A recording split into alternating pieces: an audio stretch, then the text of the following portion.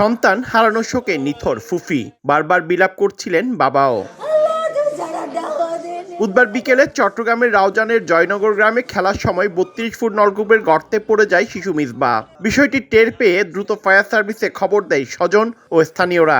টানা ৪ ঘন্টা অভিযানের পর উদ্ধার করা হয় শিশুটিকে, কিন্তু হাসপাতালে নেয়ার পর মৃত ঘোষণা করে চিকিৎসক। কান্নায় ভেঙে পড়েন পরিবারের সদস্যরা। গর্তে পড়ছে আর কি, ওই ডিপ করছে, ওটা থেকে পানি উঠতেছে না, আবার নতুন আরেকটা ডিপ করছে, এটা বন্ধ করে দেয় নাই, সেজন্য বাচ্চা পড়ে গেছে। পানি যেত না পাই নাই, এটা বড়াই নাই, এটা না আমার ছেলেটা আজকে খেলা খেলতে খেলতে পড়ে গেছে। অলরেডি বাচ্চাটা এখানে আসার আগেই বাচ্চাটি ডেড, যেটাকে আমরা ব্রড ডেড বলি আর কি, এইটাই অবস্থা আর কি। তো আমাদের আসলে আর সুযোগ ছিল না বাচ্চাটাকে বাঁচানোর। পরিত্যক্ত গভীর নলকূপে পানি থাকায় শিশুটিকে বাঁচানো সম্ভব হয়নি বলে ধারণা ফায়ার সার্ভিসের। গর্তের মধ্যে পানিও ছিল, আমরা পানিগুলা উদ্ধার করলো, পানিগুলা রেস্কিউ করেছি, বাট কিন্তু ওই সময়টুকু যে টাইমটা, এই টাইমের ভিতরে আমরা আবার অক্সিজেনে দিয়েছি। স্বল্প সময় আমরা উদ্ধার করতে পারলো, কিন্তু ছেলেটাকে মেডিকেলে এনে আমরা যখন ডাক্তার বললো যে ছেলেটা বেঁচে নেই, তখন আমাদের থেকে খুব খারাপ লেগেছে। এভাবে পরিত্যক্ত নলকূপে পড়ে শিশু মৃত্যুর ঘটনা কোনোভাবেই কাম্য নয় বলে জানায় এলাকাবাসী।